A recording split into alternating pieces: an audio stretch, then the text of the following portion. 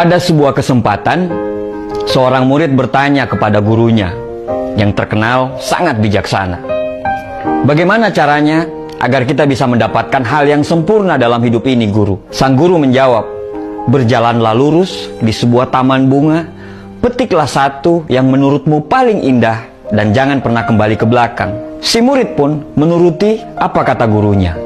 Dia pergi ke sebuah taman bunga sambil terus melihat bunga mana yang akan dia petik.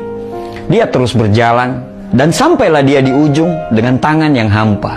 Dia tidak memetik satupun dari bunga yang ada. Sang guru bertanya, mengapa kamu tidak mendapatkan satu bunga pun? Dengan nada yang sangat lemah, muridnya menjawab, sebenarnya tadi saya sudah menemukan, tapi saya tidak memetiknya.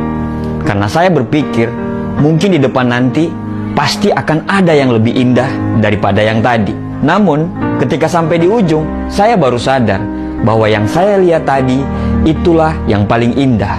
Tapi saya tidak bisa untuk kembali ke belakang lagi. Sambil tersenyum, gurunya berkata, ya, itulah hidup. Semakin kita mencari kesempurnaan, maka semakin jauh kita untuk bisa mendapatkannya. Karena sejatinya, kesempurnaan yang hakiki tidak pernah ada. Yang ada hanyalah keikhlasan hati kita untuk selalu menerima kekurangan. Dari cerita tadi kita belajar bahwa kalau kita terus mencari kesempurnaan, mungkin kita tidak akan pernah selesai untuk membanding-bandingkan. Tidak ada yang terbaik, karena semua punya kekurangan dan kelebihan. Yang baik adalah yang selalu tumbuh ke arah kebaikan.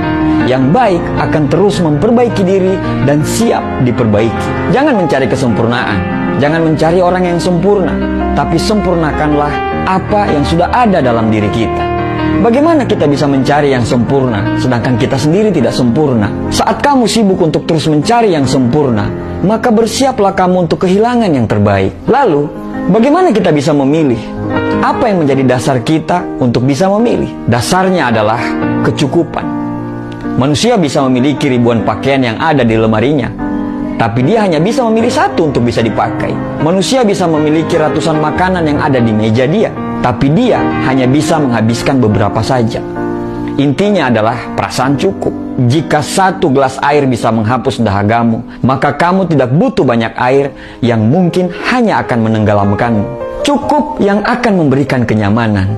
Berhentilah untuk mencari kesempurnaan, karena yang kita butuh adalah orang yang tahu ketidaksempurnaan kita, tapi tetap memilih untuk terus bersama kita. Berhentilah untuk mencari yang sempurna, tapi jagalah orang-orang yang selalu menghargai ketidaksempurnaanmu. Sekali lagi, kalau kamu sibuk mencari yang sempurna, maka bersiaplah untuk kehilangan yang terbaik. Hiduplah dalam cukup, karena cukup akan menghadirkan kenyamanan, dan kenyamanan akan mendatangkan kebahagiaan. Terima kasih.